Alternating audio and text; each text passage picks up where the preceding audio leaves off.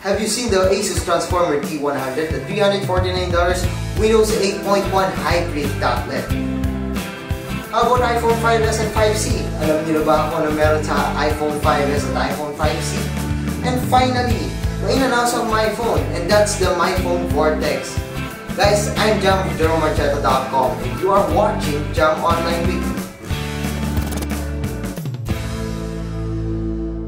Dito muna tayo sa Asus Transformer T100. So ano nga ba meron dito sa Asus Transformer T100?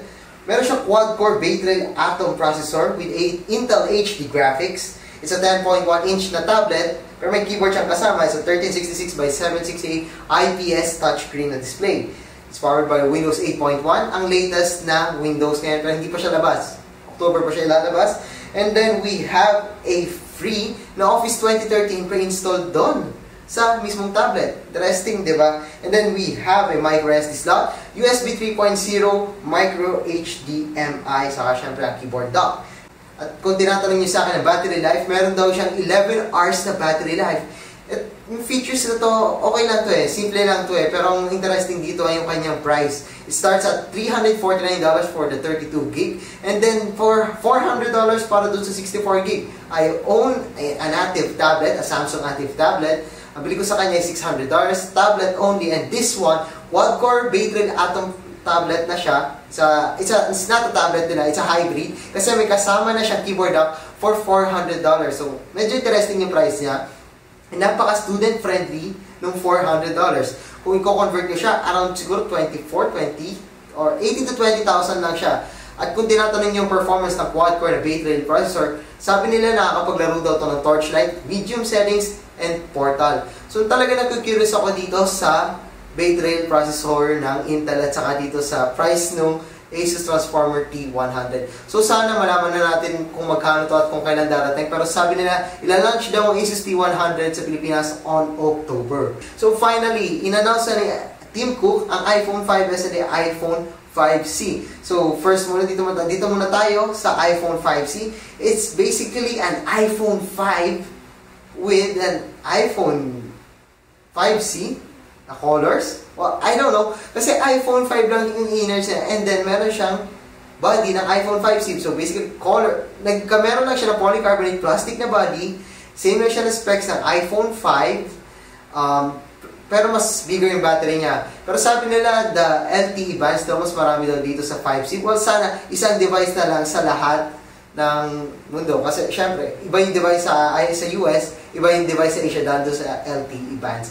Well, gusto ko malaman if yung LTE bands ay supported sa US and then supported din siya sa Asia. So, it will be available sa September 20. Syempre, sa Hong Kong lang yan, China. Probably by December 2013 pa natin makukuha ang iPhone 5C sa Pilipinas. Available siya in white, blue, green, yellow, and pink. So, medyo colorful siya. Fortunately, walang black. Ang payo ko lang sa inyo, kung kukuha kayo ng iPhone 5C, kumuha na lang kayo ng 5 dahil aluminum yung body niya. Pero kung gusto nyo mas malaki battery life, get the iPhone 5C. So, magkano nga ba to? $99 on contract sa United States. Pero kung bibili kayo ng unlock, it starts at $549.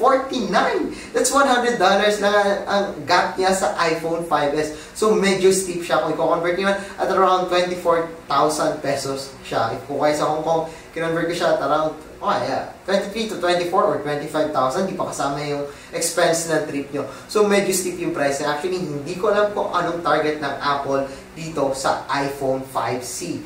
The next one is the iPhone 5s. So, ano ba meron sa iPhone 5s? Basically, same lang yung kanyang design sa iPhone 5. But this one has Touch ID. So, biometric sensor to. So, pwede nang scan yung thumb nyo, yung index finger nyo, para sa, basically, sa fingerprint sensor. So, ano pa meron dito? Meron daw siya 64-bit A7 na processor. Follow the processor 64-bit.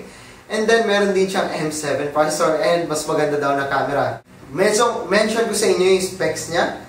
The iPhone 5s has a 64-bit dual-core 1.7 GHz A7 processor. According to them, 40 times to 53 times faster daw to sa original iPhone. Siyempre, meron pa rin siyang 4-inch na display. Tatakbo pa rin siya sa iOS 7, and then we have an 8 megapixel camera with True Tone Flash. So kung napapansin nyo tuwing gabi, medyo maputi tayo sa flash, di ba? Well, dito sa iPhone 5s daw, same lang din yung colors na balat natin dahil ang dual LED flash ito, isang white and then isang amber ang kulay niya.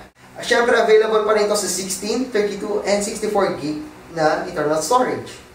And then meron daw tayo ditong Touch ID sensor, which is basically the fingerprint sensor. And yung camera niya, pwede na daw mag-record ng 120 frames per second sa 720p. Interesting to, lalo na sa mga gusto lagi na mabagal na slow motion na videos. Sa mga siguro mahilig sa bike, sa mga skateboard, magiging interesting to sa mga mahilig gumawa ng mga ganon, mga slow motion na videos. Pwede nyo rin siya gawin sa iMovie. Sabi nila, available na rin daw for free ang iMovie, iPhoto, at iWork apps. So, ang iOS 7 nilalabas siya sa September 18. So, abang-abang din pag may time. Diba? So, basically, ang take ko din sa iPhone 5s, well, if you are an iPhone 5 user, hindi ko alam kung gusto nyo to. Well, unless gusto nyo ng gold, since ang iPhone 5s ay available na siya sa silver, gold, and gray. Medyo kakaiba yung kanyang kulay, di ba? Pero gusto ko yung gold, pero wala naman ako iPhone and medyo mahal sa akin ang iPhone. If willing kayo mag-give up ng 31,000 pesos siguro or $649, okay ang iPhone 5s. Pero kung galing na kayo sa iPhone 5, I don't think na sulit sa inyo ang iPhone 5s. Abangan nyo na lang siguro ang iPhone 6. Huwag lang naman siguro ang iPhone 6C. And finally, dito tayo sa MyPhone Vortex. Nakita ko na to sa Facebook page ng MyPhone. So, the MyPhone Vortex has a 1.2 GHz quad-core NP6589, and then we have a 5.0-inch HD display. So, finally, nagkameron din sila ng mas maliit na device sa MyPhone Iceberg. It has an Android 4.2 na OS, a 13-megapixel BSI camera, a 5-megapixel front syempre sa unahan, 1 GB of RAM, 16 GB of storage, and ito, ang MyPhone Iceberg, wala silang microSD, pero itong MyPhone Vortex, meron na siyang microSD card slot. So finally, pwede na tayong gumamit ng microSD. Meron din daw siyang 2,000 mAh battery at kasama sa box ang free na 8 GB na RAM. It's made up of aluminum and then dual SIM din siya. Meron din siyang mga clever motion na nagustuhan niyo sa MyPhone Iceberg. And of course, meron din siyang Tara. Well, siguro ang MyPhone, tinatarget nila mga tao na ayaw ng 5.7-inch na display. Since ang MyPhone Iceberg medyo malaki na sa kamay ng tao, sa iba, well, finally meron tayong 5-inch. Actually, para sa akin, kung bibili ako smartphone, hanggang 5-inch lang ako. Interesting to MyPhone Vortex. Ang price niya is $12,388 at magla-launch siya this month. So, interested ako kung anong meron dito sa MyPhone Vortex. Sana magkamera tayo from MyPhone, which is medyo malabo. And then, well, para sa akin, aluminum. Gusto ko yung aluminum.